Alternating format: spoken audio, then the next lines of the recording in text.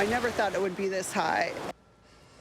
Never seen before river flooding after torrential rain swept over western Washington. Thousands told to evacuate. Water levels driving others to prepare for what may come downstream. The governor says there is a potential for loss of life and homes right now. We are following this developing story, and our news teams are on the ground reporting on the emergency preps being made right now. That's right. We are moving from the intense rain phase of this 1-2 punch of an atmospheric river now to seeing the sheer destruction left behind across many local river communities. Video continuing to pour in on X from you and posted to KOMOnews.com/chime in. We're going to bring as many as we can to you here in the next hour. It has been a long last couple of days, but we're here to get you through the rest of it. We say good morning to you on this Friday. Glad to have you with us. I'm Holly Menino. I'm Kelly Koopmans. Hope you find a nice dry place to be this morning. It is another weather-worn day with few major rivers still yet to crest. We want to start with Theron's on with our forecast right now and where we are standing in terms of our river levels. Well, we're just beginning the process of bringing those rivers down. Many of them crested either late last night or early this morning. That is some good news, but just because they crested does not mean the flooding is over by a long shot. Arlington seen this morning looks awfully wet thanks to some mist and some drizzle, but organized rain is going to be hard to find today. Maybe just a couple showers out there. Looking at the Doppler radar, it's like a sigh of relief because we don't see the intense rain we have over the last couple days. In fact, we're getting a little bit of a break there along, say, I-5 over towards Seattle, Everett, Mount Vernon. We'll zoom in here and you can tell that we got a relief from the rain now, but what's going to happen over the next couple days, we're going to keep it dry and bring those rivers down slowly but surely. We'll keep you updated. All right, let's take you out to our roads right now. This is SR 167 as seen from South 269th Street. You see those out there? Floating pumpkins. That's what it appears to be. So we've got flooded plains here, and in this case, we are looking at things that are floating around. So not a typical sight we would see across here. Let's take you out to the rest of our maps and give you a look at the several icons we have. Take over in Enumclaw, for example, down in the Kent area, over to North Bend, farther north to Duval, Carnation. We're seeing lots of closed roads. We'll track them for you throughout the morning right here. These days of rain, though, finally starting to taper off, and that is good news. But the bad news is that the water on the ground is still causing several local rivers to crest at some record or near record levels. The National Weather Service tracked the rainfall for the last 72 hours. This week, many communities saw anywhere between 3 and 6 inches of rain. Seattle and Everett got less than 2 inches, so it all depends on where you are here.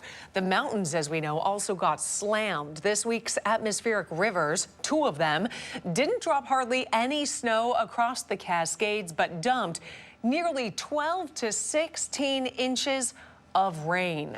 And one of the most unpredictable situations still unfolding in Skagit County. Yeah, the Skagit River hitting record levels, putting those critical flood walls and levees to the test this morning. Let's get right back out to KOMO's Steve McCarron live in Mount Vernon with what's happening right now and how that flood wall and those levees are holding. Steve? That flood wall is holding just fine this morning. It's working exactly as it's intended to do, even though you're seeing some of that water seep through this flood wall right here. That is expected, and that's something that city officials have been monitoring for much of the night and even the past 24 hours or so. What happened this morning is what city leaders have been waiting for, which is the Skagit River on the other side of this flood wall here crested at 37.73 feet, and now it's starting to recede. I want to bring in the city's public works director, Chris Phillips, to sort of talk about what you guys have been waiting for. So this is a good sign. We do want to note you're not out of the woods yet. Absolutely. It's been a full press between our emergency management team, which would be the police department, fire department, and public works. We've been on this now for 3 days with the flood wall being set up. We've worked through the Department of Emergency Management here for Skagit County. That's who we report to in type of situations like this. And again, we're still monitoring our flood wall. We're working with our dike district partners, making sure the levees are holding up and everything like that. And then also our utilities with BNSF, Cascade Natural Gas, PSE, Washington Department of Transportation. So all of those partners we're working on. And 0800 this morning, we'll be meeting over with Skagit Department of Emergency Management, reevaluating the situation and really just, again, working through those issues with them as they arise. A lot of closed roads out there. We know a lot of people in Skagit County are hurting, and we're just making sure that we can provide that level of support for our citizens here in Mount Vernon. After you have that meeting at 8 o'clock this morning, sort of take us through what happens after that point to quote-unquote get back to normal. It's going to take a while, but what happens after that meeting concludes? Yeah, absolutely. So after that, we work through the direction of our emergency management team, which is headed by Mayor Donovan and Brian Harris, our chief of our fire chief.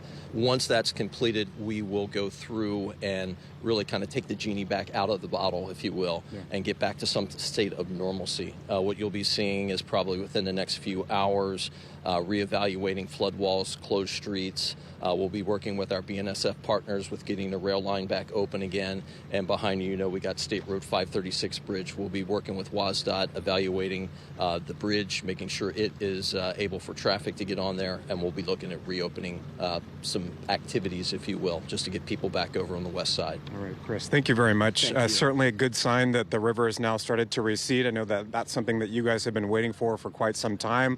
And now that sort of waiting game begins to see it go down even more before things can quote unquote start to get back to normal. Still not out of the woods this morning.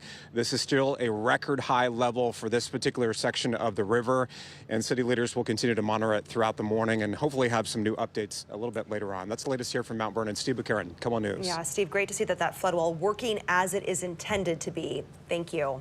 In East King County, the Snoqualmie River is at flood stage 2 this morning. It reached more than 60 feet. Officials with the emergency management team says water levels may not drop starting today. But the high water still impacting communities like Falls City, Duval, and Carnation downstream from the raging Snoqualmie Falls. Sections of State Route 202 and 203 still closed because of water and debris covering the roads. Now let's get over to South King County. The Cedar River, one of so many in western Washington, reaching record levels. This one cresting overnight. Neighborhoods east of Renton are already dealing with flooding. KOMO's Tyra Majors joins us now live in Renton along the Cedar River. Tyra, what are you seeing now? Okay, you're going to want to see this. The river directly beneath us right now. I'll show you what it's looking like. That water is so high and it just keeps on climbing by the hour. It's coming up pretty quickly today with no signs of slowing down. If you typically come to downtown Renton, maybe you walk along this bridge here near the Renton Library, it doesn't look like this. Typically you can see the ground and the dirt and the leaves, but it's just filled with water now. So obviously Cedar River currently at phase 4, and you should expect delays. There's a lot of road closures, a lot of closed bridges, because a lot of these bridges are directly above the river. Overnight, neighbors helped each other. They were sandbagging their homes. Several of these closed roads provide access to neighborhoods where people who live here may become trapped and require evacuation. In the Maplewood neighborhood, volunteers have been working in ankle-deep water, stacking bags as a precaution. Fire officials say river levels from Renton to Landsberg Road will stay high through at least Saturday. Closer to downtown Renton, where we are right now, crowds were watching floating debris, trees and things like that barely passing under the bridges. It is rising quickly, and I can swim, but I don't want to swim in it. St. Matthew's Lutheran Church had a 24/7 shelter ready. They're now moving people to a different church in Kent. We do have a list of all available shelters for your animals and for people on our website, KOMOnews.com. In the meantime, crews say they're going to continue to help people sandbag. If you need any sandbags, City of Renton also has those available for use if you need them. All right, Tyra, let's look ahead to the next 24 hours. What are crews most concerned about, or what is their top priority? Well, because the Cedar River is currently at phase 4, they're going to watch those levels, hoping that they can drop down to phase 3, further down to phase 2. We saw that happen with the Green River in Auburn. It was at a phase 4, and the next day dropped down to phase 3. So hopefully the same situation can happen here. I think a lot of people are on high alert. They're also urging people to sign up for those text Renton emergency alerts. That's a service provided by the city that allows people to get emergency updates, things like evacuation orders in real time. Live here in Renton, Tyra Majors, KOMO News. All right, in Whatcom County, the town of Sumas swamped by the Snoqualmie River. Other communities near the Canadian border have been ordered to leave, but getting out has been difficult with many area bridges closed due to floodwaters overrunning their levees. West of the railroad tracks, the water gets somewhere in the neighborhood probably 10 to 15 feet deep. Dozens of people staying behind, or some were evacuated by first responders and 2 U.S. Coast Guard helicopters. The waters began receding last night. A live look right now, a downtown area of Sumas from one of our DOT cameras. The water level dramatically lower than what we saw earlier. The mayor of Sumas says damage assessments are expected this morning. The town's last major flooding happened in 2021. At the live desk now, let's show you a live look of a flooded Snohomish. This is at Lincoln Avenue at First Street. Take a look at this. Our chief photographer, Jim Rash, bringing us this live look. And take a close look if you can. You can see the reflection from these different homes in the water. That's how high it still is. Take a look at the stop sign here and the reflection. We also have, as Jim zooms in on this home, you can see how high the water is up to just the front porch of that house there this morning. Now, this is the area that Snohomish County Fire District 4 performed several water rescues yesterday morning and overnight the night before. There has been record-breaking flooding in Snohomish County. The Snohomish River, it surged past its highest level in 35 years. The atmospheric river we've been talking about this week pushed water above 34 feet. It triggered evacuations, rescues. It's shut down roads across the area, many still closed. Mayor Linda Redmond says first responders have prevented any loss of life, but the community not out of danger yet. And State Senator John Lovick toured that damage, including a public works yard that is now underwater. Officials urge everyone, again, to obey those road closure signs.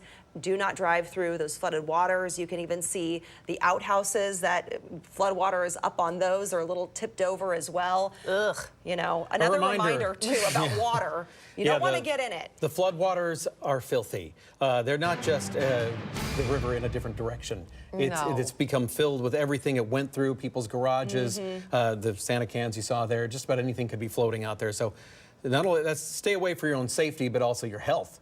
Yeah. And the debris, the amount of big logs and everything floating down. You can't even see what's under there. It's so murky. Today's going to be the day when I think there's going to be a bit of heartbreak, because we're going to start to see the rivers receding in places. People are going to get a better look at their property, see what was left behind. So we're going to see a lot of pictures, and we'll bring as many as we can to you of what's left behind. But the rivers, they crested just a short time ago, so we got a ways to go before we really bring those back within their banks. Tacoma Narrows Bridge this morning, you can see some of the fog that's out there, kind of murky and also a bit misty in some places. So if you're going to be out and about, just know you might find that the roadways are a bit wet. Doppler radar, I love showing it to you this morning for what it doesn't show. It's not showing the dark greens, the yellows, and the oranges like we had for day after day. So nice to see a quiet radar this morning. Potential flooding continues there in Skagit County. We just talked a short time ago with the leaders there in Mount Vernon. You saw that live, and they're talking about that flood wall holding, which is some great news. But they still have the flash flood watch up from the National Weather Service just in case the levee system there does fail, and we've got some time before that river does recede. But it's doing a pretty decent job so far, holding back that raging river. The water levels running high for sure. The area is shaded in the darker green, a flood watch, a flood warning, and the area is shaded in the lighter green out there. Many rivers still major flooding going on. It takes some time to reduce that water as it surged on in. Now we got to reduce the water, bring it back down. It takes some time. Futurecast, we're going to get some dry weather to help with that process over the next several days, which is some great news, even some clearing. Taking into Saturday at 5:30 on Saturday morning, tomorrow morning, get some clearing toward the Cascades, and everybody gets some sunshine by the afternoon. That's some good news. But changes come on Sunday. I'll talk about that coming up. Yeah, the impacts will certainly linger from this. We'll check out this post from David Nelson on X. That's State Route 2 between Everett and Lake Stevens in Snohomish County. Take a look at this. This is a big log jam now lodged against that bridge. Once all those logs are removed, WashDOT will assess if there is any damage to the roadway there. But taking a look at all those logs just kind of piled up against that bridge.